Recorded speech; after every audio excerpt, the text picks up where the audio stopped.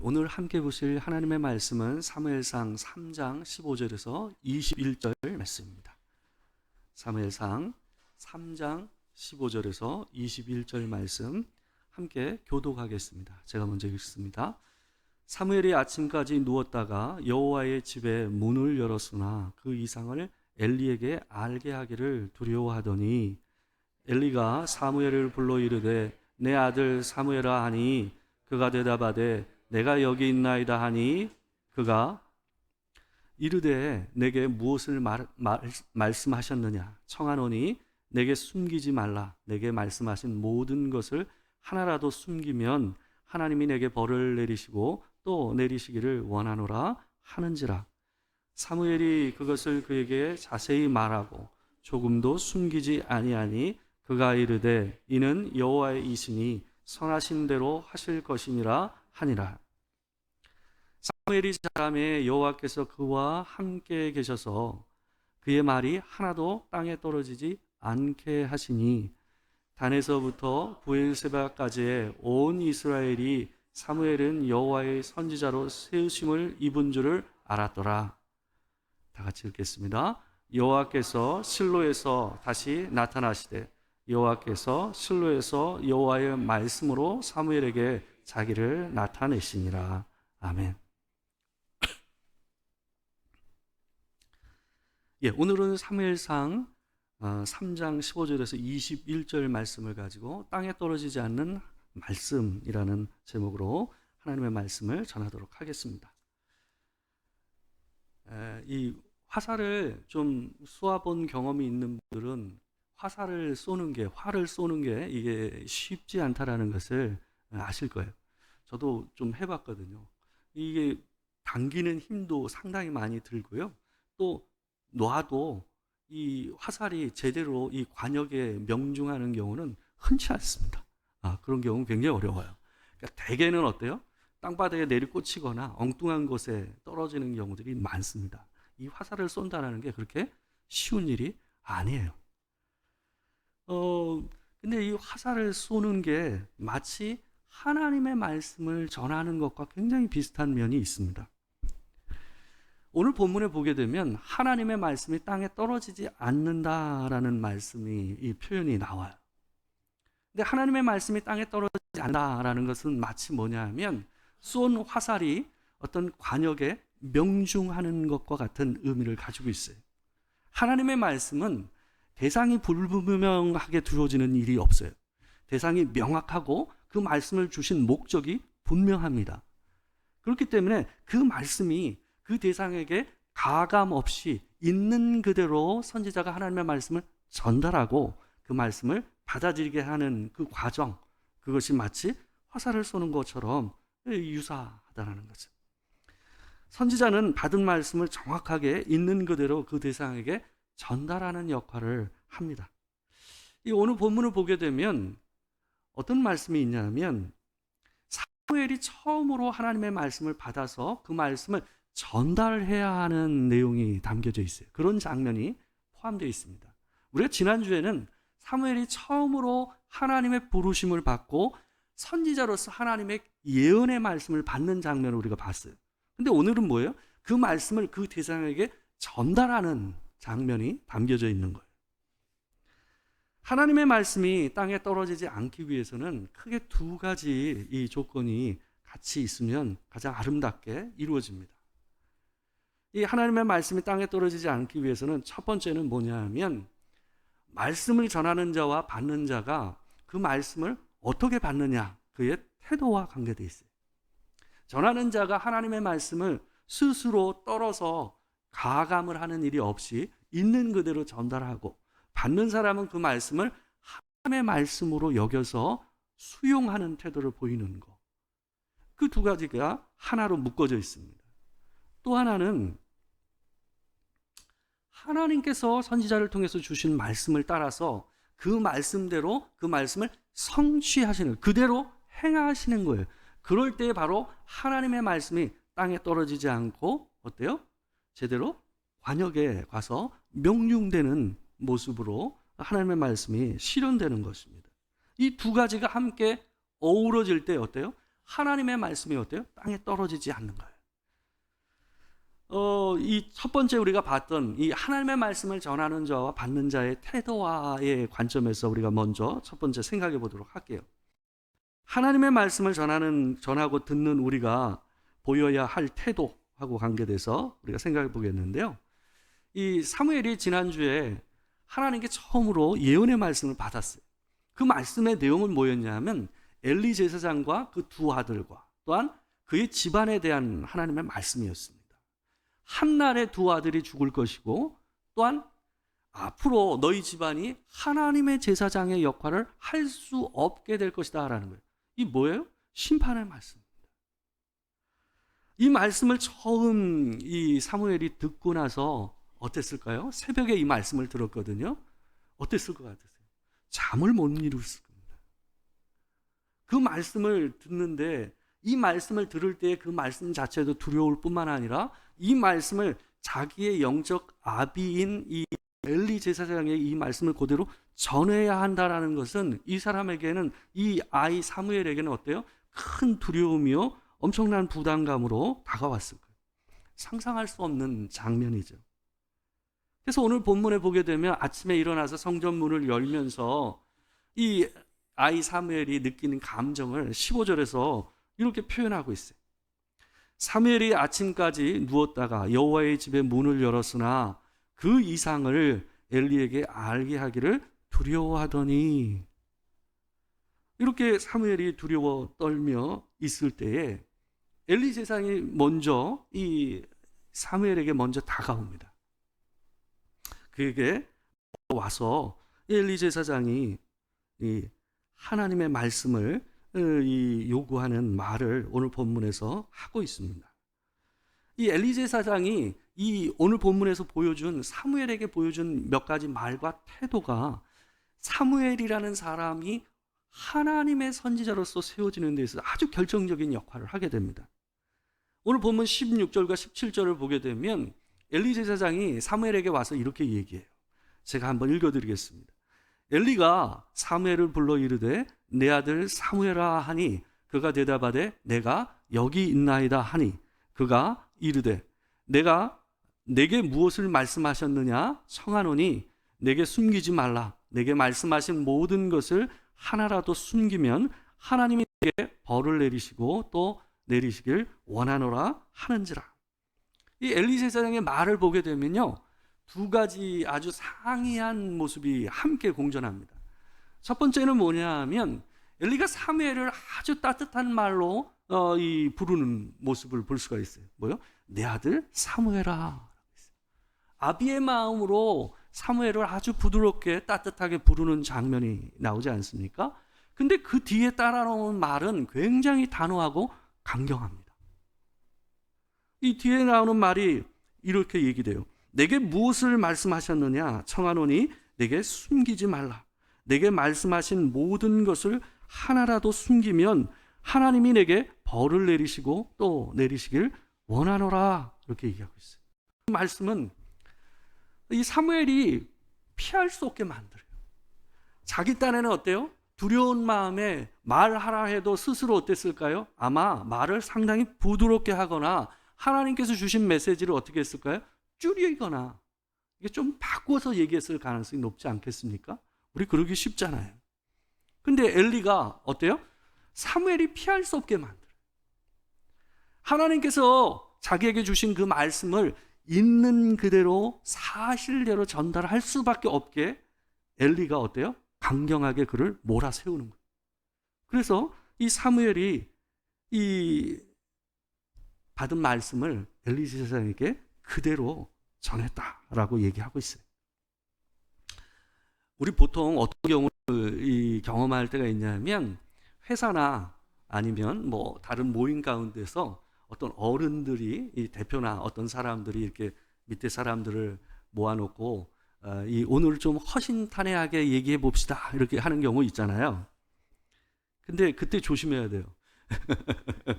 허심탄회하게 얘기하자고 한다고 허심탄회하게 얘기했다가는 낭패를 보기 십상입니다. 제가 예전에 봤던 그 기사 중에 어떤 게 있냐면 허심탄회하게 얘기하라고는 상사를 제일 조심하라고 얘기하는 기사가 있었어요. 허심탄회하게 얘기하는 게 참 쉬운 일이 아니에요. 그죠? 허심탄회하게 우리가 이 윗사람한테 얘기하면 윗사람은 100% 상처를 받습니다. 기분이 상합니다. 그건 굉장히 명확한 거예요. 우리가 자라난 세상이 어때요? 이 대한민국 사회는 유교에 기초한 사회입니다. 그래서 이 위계 질서가 명확해요. 그래서 윗사람, 아랫사람, 어른과 아이가 분명한 세상이 이 대한민국의 사회입니다. 그래서 이 쿨해지고 싶어도 어때요? 이 쿨하게 잘 받아들이고 싶어도 우리 마음 안에는 어때요? 이 위계 질서 안에서 말을 듣기 때문에 상대방이 얘기하는 피드백이 좋게 느껴지지가 않습니다. 받아들이는 게 쉽지가 않아요. 그게 우리가 자라난 이 대한민국이라는 사회의 이 세계관입니다. 근데 오늘 본문을 보게 되면 이 엘리 제사장이 보여주는 모습은 사뭇 다릅니다. 이 사람이 사무엘에게 주어진 말씀을 예측하지 못했을까요? 이미 사무엘에게 하나님의 말씀을 주시기 이전에 엘리 제사장은 지난주에 뭐 했어요? 심판의 말씀을 들었습니다. 이전에. 그죠? 하나님의 사람이라고 표현되어 있는 이름 모를 어떤 선지자를 통해서 이미 어때요? 자기 집안과 자기를 향하신 하나님의 심판의 말씀을, 경고의 말씀을 들었어요. 그렇기 때문에 새롭게 다시 이 사무엘에게 주신 말씀이 좋은 말씀이 아니라라는 것은 어땠을까요? 감지했죠. 그걸 어떻게 모를 수가 있겠어요? 알았어요. 분명히 사무엘에게 주신 하나님의 말씀도 어땠을까요? 묵직한 하나님의 말씀이었을 거라고 예측했을 겁니다. 그럼에도 불구하고 엘리 제사장은 이 사무엘에게 어떻게 합니까? 하나님의 말씀의 한 부분도 떼지 말고 있는 그대로 내게 말하라 라고 얘기하고 있어요. 이 모습이 굉장히 귀합니다. 우리가 하나님의 말씀을 선별하려고 해서는 안 돼요. 하나님의 말씀이 우리에게 어때요? 부드러운 쌀밥과 같이 다가올 때가 있고요. 하나님의 말씀이 아주 까칠한 통밀과 이 현미밥처럼 다가올 때가 있어요. 넘기기가 쉽지가 않은 말씀이 있단 말이에요. 근데 빤히 엘리 제사장은 그런 말씀이라는 것을 느끼면서도 불구하고 이 아이한테 뭐라고 그럽니까? 하나님의 말씀을 가감없이 자기에게 전하라고 얘기하고 있는 거예요. 엘리의 이 강권에 의해서 사무엘은 있는 그대로의 말씀을 그대로 전합니다. 그런데 그 이후에 엘리가 사무엘을 통해서 사실 그대로 그 말씀을 다 들은 후에 보여주는 엘리 제사장의 태도가 더 인상적이에요. 본문 18절입니다. 우리 함께 한번 읽어볼까요? 자, 시작. 사무엘이 그것을 그에게 자세히 말하고 조금도 숨기지 아니하니 그가 이르되 이는 여호와이시니 선하신 대로 하실 것이니라 하니라. 그가 이르되 이는 여호와이시니 선하신 대로 하실 것이니라 하니라. 이렇게 쉽지 않잖아요. 근데 엘리 제사장이 이런 모습을 보이는 거예요. 세번역 성경에서요, 이 표현을 이렇게 번역을 했어요. 그분은 주님이시다. 그분께서는 뜻하신 대로 하실 것이다. 이 사람의 말 안에는 어떻습니까? 자기에게 말을 전달되는 그 메시지 그 자체를 하나님이 주님이시고 그분이 하시고자 하시면 그 일은 그대로 될 것이다 라고 표현하고 있어요. 이게 참 쉬운 일이 아닙니다. 이 사람은 처음에 누구에게 메시지를 들었습니까? 이름 모를 선지자예요. 일부러 이름을 표시하지 않고 있어요. 그게 뭐예요? 제사장인 엘리 제사장의 기분이 어떨까요? 제가 봤을 때 자존심이 굉장히 상하는 상황.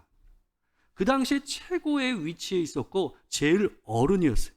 근데 엘리 제사장이 이름 모를 선지자에게 자기의 심판의 메시지를 들어야만 했어요. 근데 오늘은 어떻습니까? 자기의 제자요, 아주 손주볼도 안 되는 이 사무엘을 통해서 어때요?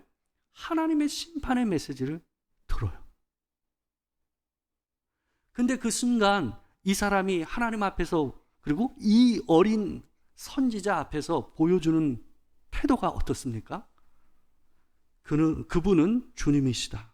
그분께서는 뜻하신 대로 하실 것이다.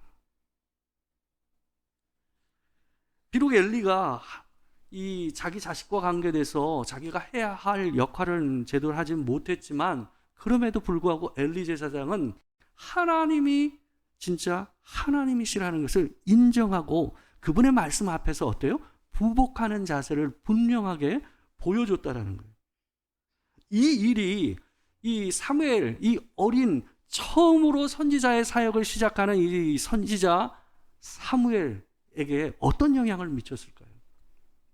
그 당시에 최고의 지위요, 제일 높은 권위에 있었던 엘리 제사장에게 하나님의 말씀을, 그것도 심판의 하나님의 말씀을 가감없이 전달했는데 누구 앞에서 하나님의 말씀을 있는 그대로 전달하지 못할 수가 있겠냐면 사무엘을 진짜 선지자로 만든 사람이 누굴까요?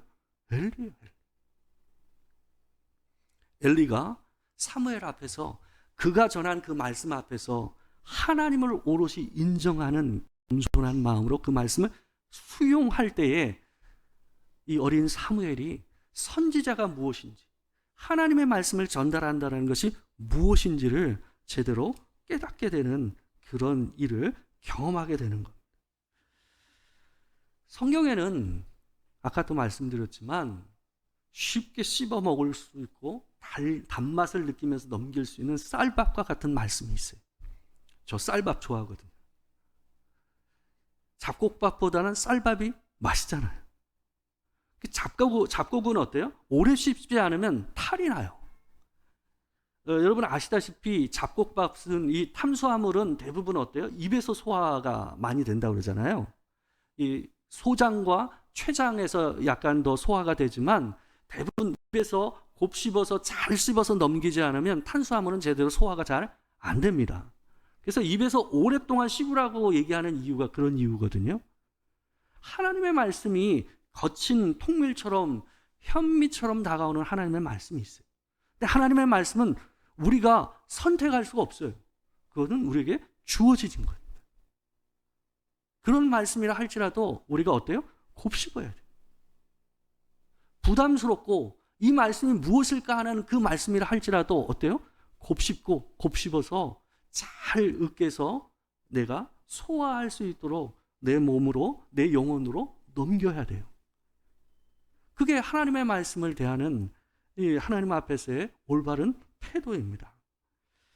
이것이 하나님의 말씀이 땅에 떨어지지 않게 하는 첫 번째 기초입니다. 하나님의 말씀을 우리가 있는 그대로 전달하고 또한 있는 그대로 수용하는 태도, 그것이 하나님의 말씀이 땅에 떨어지지 않게 하는 것입니다. 두 번째로 더 중요한 게 있어요. 뭐냐 하면 하나님의 말씀이 땅에 떨어지지 않기 위해서는요, 우리가 하나님의 말씀을 있는 그대로 전달하고 그 말씀을 있는 그대로 수용하는 것도 중요하지만, 근데 때로는 우리가 하나님의 말씀을 잘 수용하지 않을 때가 있잖아요. 우리가 하나님의 말씀으로 주어진다 할지라도 그 말씀을 수용하지 않는다 할지라도 하나님께서 그 선언하시고 주신 그 약속의 말씀을 따라서 그 일을 행하시면 그 말씀은 어때요? 땅에 떨어지지 않아요. 땅에 떨어지지 않는다라는 얘기는 하나님께서 주신 말씀대로 성취하신다라는, 그것대로 이루어 가신다라는 의미를 담고 있는 게 땅에 떨어지지 않는다라는 말의 의미예요. 사람들이 하나님의 말씀을 수용하지 않더라도 어때요? 하나님께서 당신이 하신 말씀을 따라서 이 땅에서 성취하시면 하나님의 말씀을 절대로 땅에 떨어지지 않는다라는 거예요. 오늘 본문 19절과 20절 말씀을 보게 되면 하나님께서 이 사건 이후에 사무엘을 통해서 하신 하나님의 말씀의 역사를 19절과 20절이 이렇게 요약을 하고 있습니다. 같이 한번 읽겠습니다. 자, 시작. 사무엘이 자라매 여호와께서 그와 함께 계셔서 그의 말이 하나도 땅에 떨어지지 않게 하시니 단에서부터 브엘세바까지의 온 이스라엘이 사무엘은 여호와의 선지자로 세우심을 입은 줄을 알았더라. 이 말씀을 잘 보셔야 돼요. 이 말씀 보게 되면 단에서부터 부엘세바까지라는 표현이 나와요. 성경에서 단에서부터 부엘세바까지라는 표현이 구약 성경에 자주 나옵니다. 근데 이 표현은 이스라엘 전 땅을 갖다 표현하는 거예요. 그러니까 최북단 단에서부터 최남단 부엘세바까지 전체 이스라엘 땅 전체를 얘기하는 거예요. 온 이스라엘 사람들이 거기에 모두 거처하는 이 온 이스라엘 사람들이 사무엘은 여호와의 선지자로 세우심을 입은 줄을 알았더라라고 되어 있어요. 여기에 알았다라는 말이 우리가 이미 배웠어요. 우리 예전에 제가 몇 주 전에 설교할 때 알았다라는 말을 가지고 야다라는 말 여러분에게 말씀드린 적이 있어요. 그게 어떻게 알았다고 얘기했죠? 그거는 경험적으로 한 거예요. 그냥 지식적으로 안 게 아니에요. 아, 저 사람 진짜 선지자구나라는 걸 알았더라. 명목상의 선지자가 아니라 온 이스라엘 사람들이 사무엘은 진짜 하나님의 선지자라는 걸 경험적으로 알게 됐다는 이 말이 뭘까요? 그의 말, 사무엘이 이스라엘 백성에게 선포한 하나님의 말씀대로 하나님께서 그 일을 행하시니까 사무엘이 하나님의 진짜 선지자구나 하는 것을 온 이스라엘 백성이 알 수밖에 없었던 거죠. 그 말 안에는 무슨 의미가 담겨져 있냐면 그 말은 사무엘이 이스라엘 백성에게 전달한 하나님의 말씀 안에 온전히 하나님의 말씀이 있었다는 얘기예요. 자기가 거기다 뭘 추가했거나 뺀 게 없었다라는 거예요. 그렇기 때문에 온 이스라엘 백성들이 하나님의 말씀이구나 하는 것을 깨달았다. 알 수 있었다라는 말이 성립이 될 수 있었던 거예요.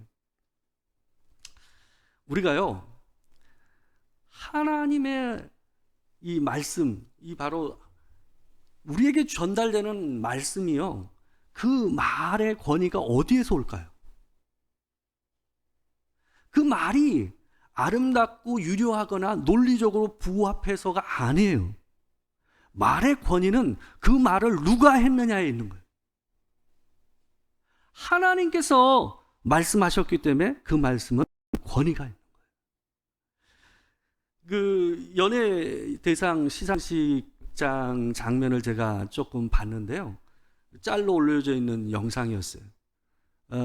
KBS인가요? 어디서 보니까 연예대상의 대상을 누가 받았냐면 이순재 씨가 받으셨어요. 이분이 한국 나이로 이전에 한국 나이로 90이시거든요. 그 연예대상을 그 나이에 타신 거예요. 그 전에 타신 적이 없으시대요. 처음이래. 근데 그 장면을 보니까요, 이분이 수상 소감을 얘기할 때에 거기 있는 모든 그 후배 연기자들이 울더라고요. 근데 내용은 별거 없어요. 내용이 별거 없어요. 뭐 아주 특별한 감동적이고 특별할 건 없어요. 근데 90이 된 노인이 60년이 넘게 연기한 연기자가 자기 연기 인생을 담아서 몇 마디를 하는데 이 후배 연기자들이 울어요. 이유가 뭘까요? 그건 이순재 씨가 얘기했기 때문이에요. 그 비슷한 얘기를 다른 사람이 얘기한다고 보세요. 신인 연기자가 그런 얘기를 한다고 얘기해 보세요. 그게 그 사람들에게 그런 무게로 다가올까요? 그렇지 않을 겁니다. 바로 옆에 있는 최수종 씨도 그렇고 다른 연기자들이 이 말 한마디 한마디, 이 이순재 씨가 얘기하는 90이 넘은 이분이 얘기하는 그 한마디 한마디에 눈물을 짓더라고요. 말의 권위는요, 그 말 자체가 아니라 누가 얘기하느냐.